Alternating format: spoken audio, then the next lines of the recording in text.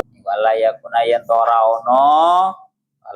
yen tora ono opo alaihi iku alaihi ing atase udwin ayil udwi tegese ing atase gauta apa muhayyirun barang kang ngowahake lil ma'i maring banyu taghayyuran kelawan owah doron kang bahayani apa taghayyur za'faranin kaya dene minyak za'faran wa sondalin lan bubuk nggih bubuknya apa atau apa ngoten khilafan halin nulayani dijamin maring segolongane para ulama maring segolongan para ulama wis sakmene aja aja. Sekarang kita membahas tentang kelanjutan dari konsekuensi air yang kemasukan perkara najis. Kemarin sampun dibahas, ada pembahasannya masing-masing ya. Bahwa kemarin kalau airnya sedikit, airnya banyak, kalau kemasukan benda najis itu nanti bagaimana? Kemarin sudah dibahas. Sekarang kita fokus kepada air, baik air yang sedikit atau air yang banyak, ketika kemasukan yang namanya najis dan dihukumi mutanajis. Baik itu air sedikit atau air banyak.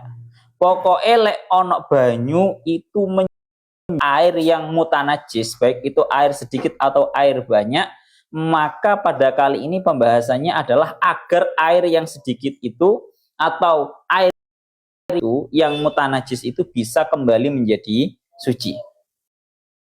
Ini pun bolak-balik dibahas. Jadi lek barang najis itu wis ora jalan untuk menjadikan suci. Kecuali kalau kemarin di Al-Fathul Qorib sudah dibahas, pokoknya barang najis itu gak iso tidak bisa kembali menjadi suci kecuali cuma hal, yaitu cuka dan juga kulit bangkai. Yang itu tok barang najis tapi iso berubah menjadi suci. Karena barang sing jenenge barang najis itu memang berarti dzatiyahnya najis. Ora iso menjadi suci kecuali dua hal itu, cuka yang sudah jadi napa jenenge perasan anggur khamar yang berubah menjadi cuka dan juga kulitnya bangkai yang sudah disamak. Itu kalau barang najis. Kalau sekarang pembahasan air yang mutanajis. Bisa kembali suci? Bisa. Caranya bagaimana? Ini. Wal ma'u al-qalilu idza tanajjasa. Air yang sedikit kalau sudah menjadi najis, menjadi mutanajis, yathuru itu masih bisa ada peluang untuk kembali menjadi suci. Caranya ya nopo? Bibuluhihi kullataini. Dengan cara dia ditambahi sampai dia mencapai 2 kullah. Caranya ringkas. Jadi catatan yang pertama, bagaimana caranya air yang sedikit ini, yang terkena najis ini, nanti ditambahi sampai menjadi 2 kullah, 1. Bahkan tengeriki diberi ghoyah. Bahkan di sini diberi ghoyah, walau bima'in mutanajisin. Sekalipun yang ditambahkan itu sama halnya benda atau air yang mutanajis. Jadi air mutanajis ditambah air mutanajis. Air mutanajis 1 kullah. Ditambah air mutanajis 1 kullah. Sehingga menjadi 2 kullah. Itu nanti hukumnya bisa kembali suci dan mensucikan. Tapi syaratnya setelah menjadi 2 kullah adalah haitsula taghayyura fihi. Ketika tidak ada sebuah perubahan. Jadi delon umpama kita lihat ono banyu sak kullah. Banyu sak kullah ini menjadi najis tadi itu gara-gara semisal kenaan tembelek cecek, otomatis menjadi mutanajis. Kemudian ada air 1 kullah lagi sama kenaan air cecek, kenaan cecek, telek cecek, otomatis juga menjadi mutanajis. Nah, ketika kok mau dicampurkan air 1 kullah yang mutanajis dengan air 1 kullah yang sama-sama mutanajis, kok kemudian menjadi 2 kullah, pokoknya sudah tidak ada perubahan lagi, baunya juga tidak berubah, warnanya tidak berubah, rasanya tidak berubah, sudah kembali suci dan mensucikan. Yes, ini kalau kita mengerti bahwa air yang yang tidak mencapai 2 kullah itu dianggap mutanajis ketika Tuhan najis. Yes ya. Di carane gampang. Piye carane dimberi.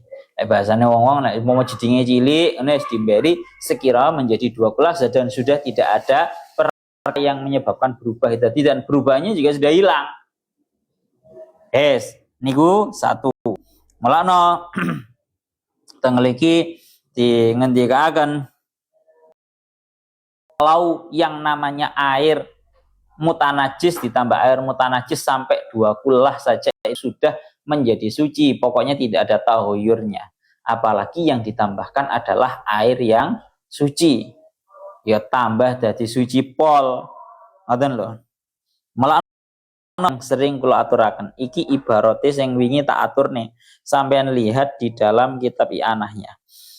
Wa min buluhihi ma bihi ma law kana an-najisu awit tahuru bi khufratin aw haudin akhara wa futiha bainahuma hajizun wattasa'a bi haitsu yataharraku ma fi kullin bi taharrukil akhar taharrukan anifan. Iki lho sing wingi tak omongno.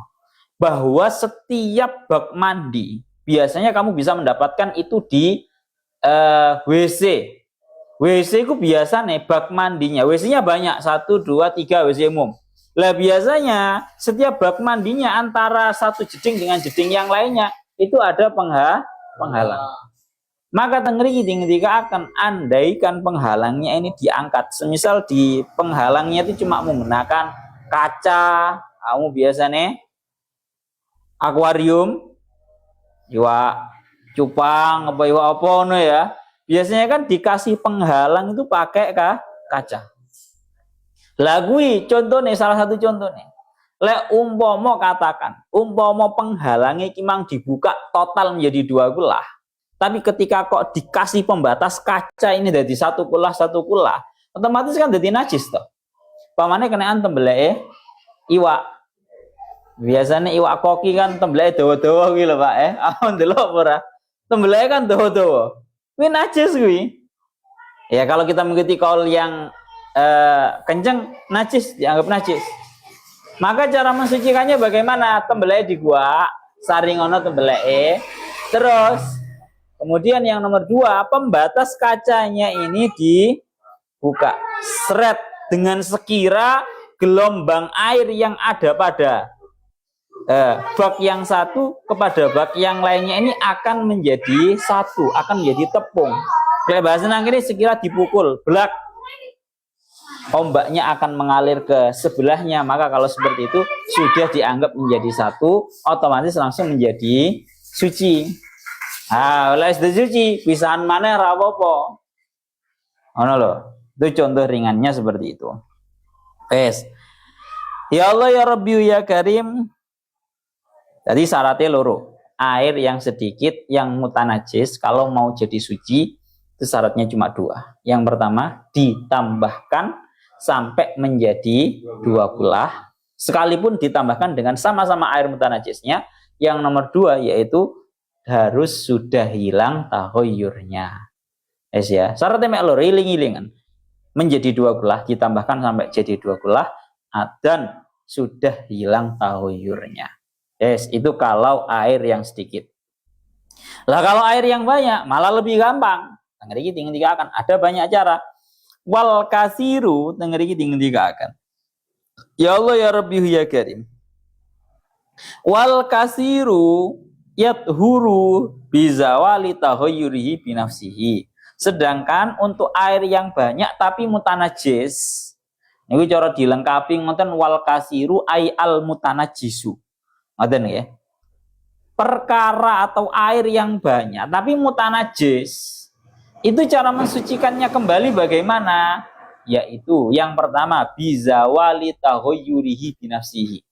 Dengan hilangnya tahoyurnya secara sendiri.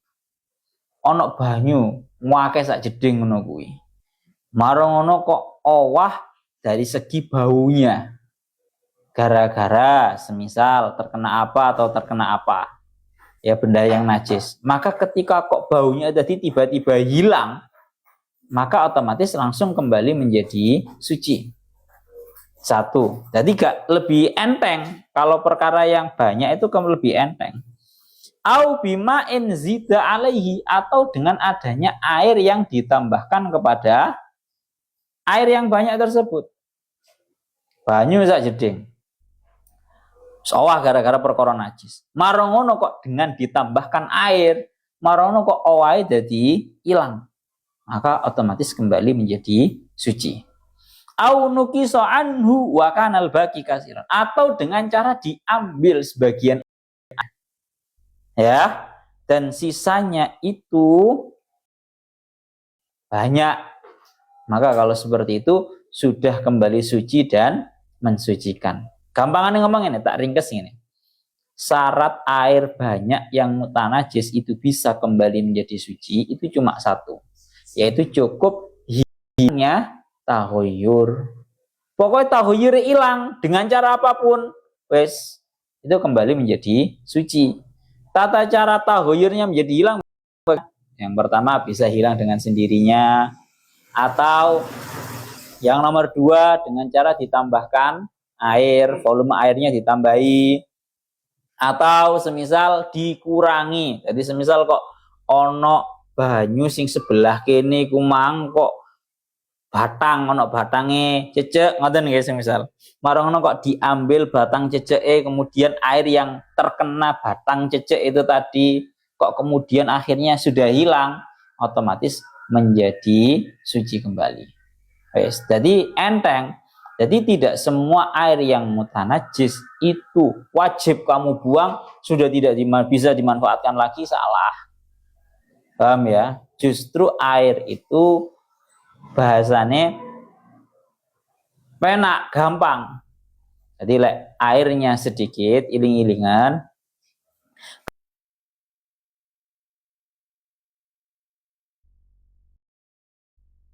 Indosat ini apa? Kalau airnya sedikit berarti nopo? Syaratnya dua, yaitu dengan cara ditambahi sampai mencapai 2 kula dan tahoyurnya hilang. Kalau airnya banyak, syaratnya cuma satu, yang penting tahoyurnya sudah hilang. Caranya gimana? Banyak. Di sini ada 3. Dengan cara dihilang sendirinya tahoyurnya itu, atau dengan cara ditambahi air, atau dengan cara airnya dikurangi sebagian. Yang penting yang tersisa masih 2 kula. Esa. Niku ngoten ngendikaken ngoten. Kalau lanjutaken malih, wasaniha. Sekarang kembali ke syarat-syaratnya wudu. Syarat-syaratnya wudu, tengriki ngendikaken wasaniha, syarat yang nomor 2 dari syarat-syaratnya wudu yaitu jarayanu ma'in ala udwin mausulin. Harus mengalirnya air atas anggota yang dibasuh. Kemarin kan sampun dijelaskan bahwa anggota wudhu itu ada kalanya yang wajib dibasuh, ada kalanya yang cukup diusap. Yang cukup diusap adalah kepala atau rambut, itu cukup diusap. Kalau anggota-anggota yang lainnya itu wajib dibasuh. Kita kan nih, batasane dibasuh paling minimnya mengalir adalah seperti mengalirnya setetes keringat yang mungkin kamu sering mengalami. Ngerti ya? Keringat netes saanu seret itu minimalnya mengalir. Bisa dikatakan sebagai mengalir itu seperti halnya setetesnya keringat. Itu baru sudah dikatakan mengalir. Kamu beda antarane mengalir karo mengusap. Jadi aja mbok bayangno mengalir itu gebyur banyu akeh sak timbang ora wajib, Bro. Sak cibuk mboten, paling minim adalah napa? Seperti tetesannya keringat yang mengalir. Itu dikatakan mengalir. Mulane teng mriki kula biyen sering didhawuhi kalih bapak kula. Bapak kula ini sering dawuh ngeten. Wong ku lek alim tenanan, iku iso wudu kelawan sak aqua gelas. Iku cukup digawe wudu. Lek mbau iso ora kira-kira ya. Sak botolan iki lho, dudu botol, Pak. Iki lho, aqua gelas iki lho, sak aqua gelas. Iku iso digawe wudu bisa. Wis cukup digawe wudu. Wong alim tenanan dong ya. Jadi harus dibasuh. Semono sak walike lek wong bodoh, waduh, wudu diusap netok biasanya. Oh, wegel aku Iwan. Jadi tidak cukup nanti cuma diusap. Awas, hati-hati. Sampean bisa lihat biasanya di tempat-tempat wudu masjid-masjid itu. Biasanya wong-wong ya. Sing dibasuh iki setengah apa iki jenenge? Lengan, terus ndukur iki ora kok banyune diarah ning ngene, tapi mek diusap ning ngene tok. Akhirnya ya Allah, saya ingin gak ngerti deh. Kadang isin dibasuh mek iki tok, ndukur ora diusap ya ora dianu. Jenenge wong-wong kaya ngono kuwi ya, wis piye maneh. Lan kula lanjutaken riyen, falayak fi ayyumisahu alma abila jarayanin.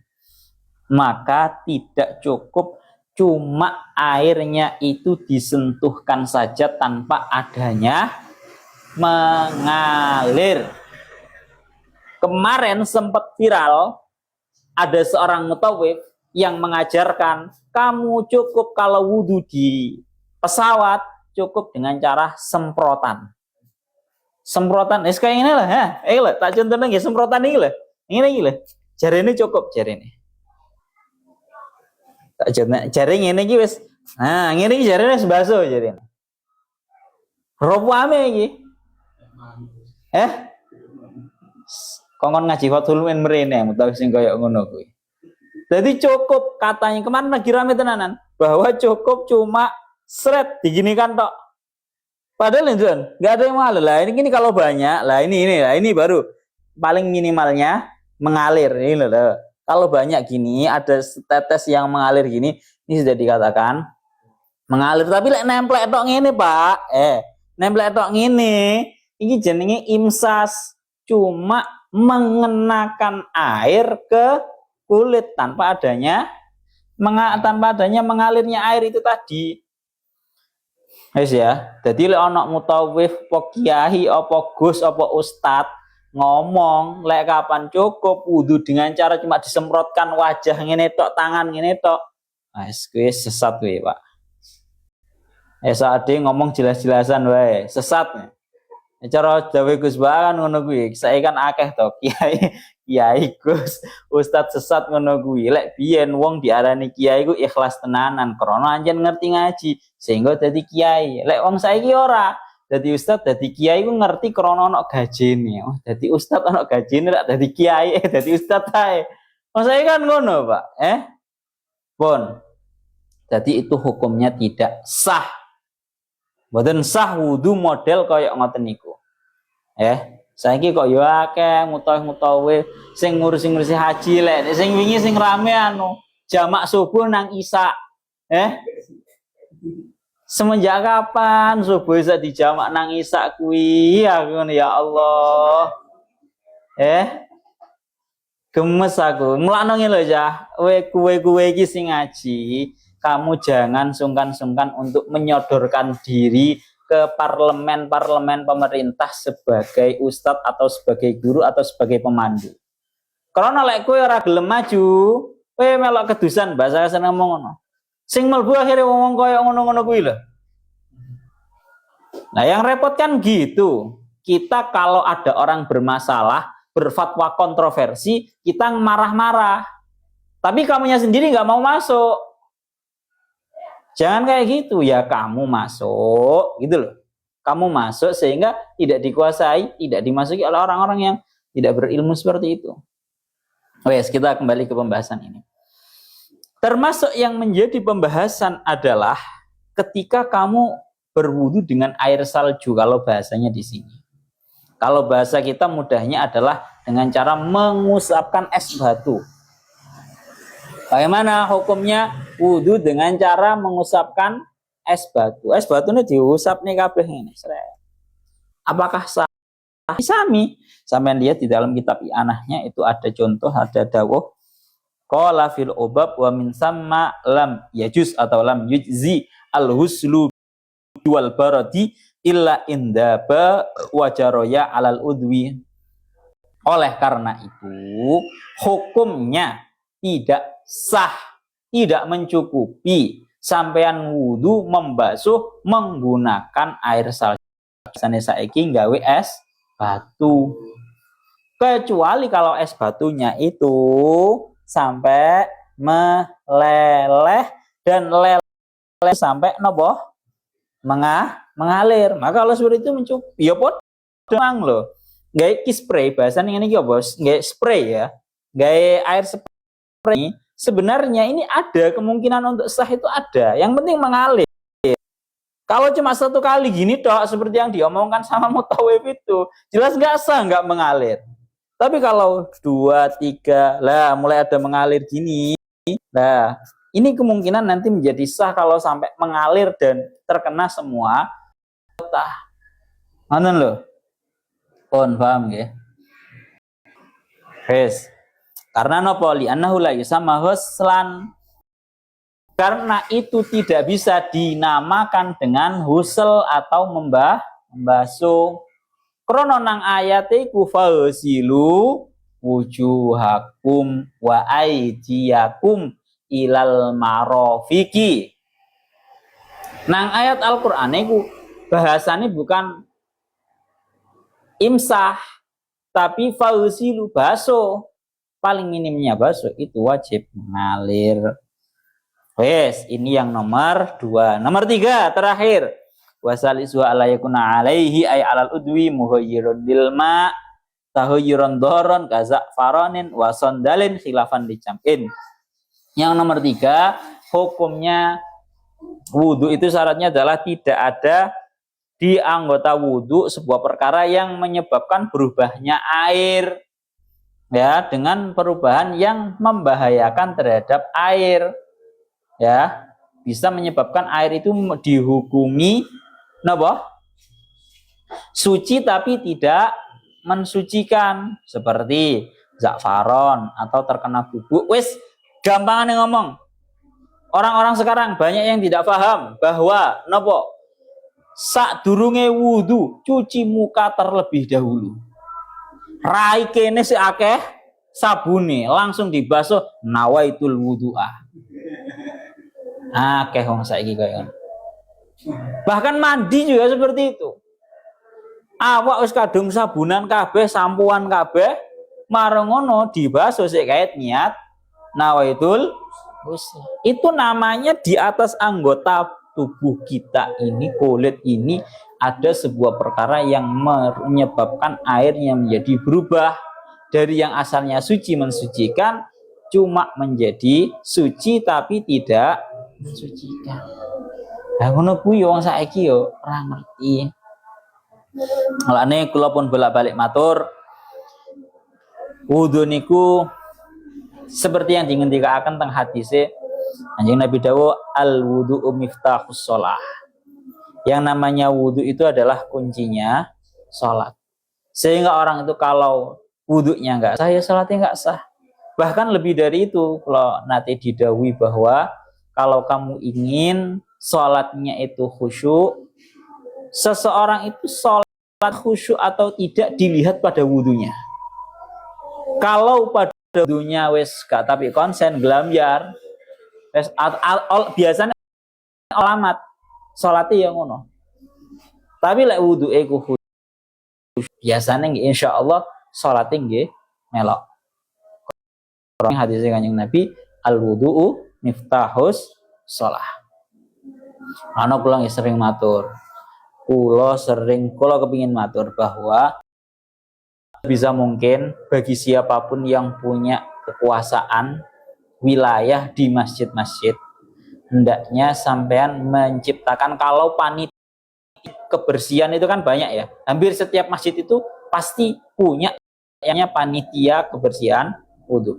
Saya mohon kepada siapapun yang punya wilayah di masjid untuk menyiapkan satu ustadz lah yang benar-benar paham syarat rukunnya wudu yang dia standby di tempat wudu untuk memantau wudunya orang-orang. Oh ini wudunya ada yang kurang tepat, dibenarkan.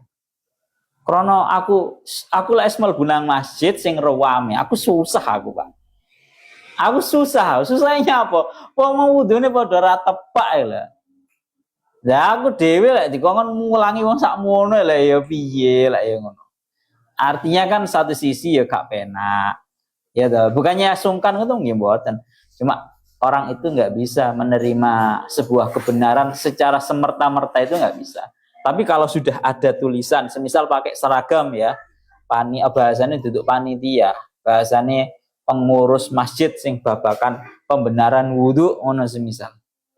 Wah, orang akan bisa lebih menerima. Bahasa kasar memang seperti yang sering didoakan Gus, orang itu kalau sudah mempunyai label itu lebih bisa untuk diterima.